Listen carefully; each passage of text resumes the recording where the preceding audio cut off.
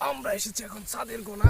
এখানে কিভাবে পরিস্থিতির সাথে টিকে থাকতে হয় সেটাই আমাদের দেখা উচিত, যে কিভাবে একটা প্রতিকূল পরিবেশের সাথে আমাদের টিকে থাকতে হয়। দেখুন দর্শক, কিভাবে আমরা থাকি। এই দেখেন গভীর জঙ্গল, এখানে রাসেল ভাইপার সাপ থাকতে পারে, এখানে বিভিন্ন ধরনের পশু পাখি থাকতে পারে। এগুলোর ভিতরে আমরা মোকাবিলা করে টিকে থাকতে হবে, এইটাই আমাদের মিশন। আসুন।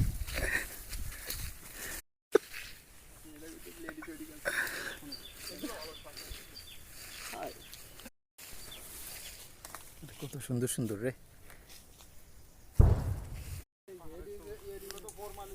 কি জঙ্গলের মধ্যে প্রিয় দর্শক আমরা চলে এসেছি। দেখেন আজকে শুদ্ধ ভাষা চলবে না, আজকে বাংলা ভাষা। এই বিলেট আরেকটা কেটা কাটবো শুনবি? আমরা এখন কিভাবে কচু শাক খেয়ে টিকে থাকতে হয় সেটাই দেখাবো।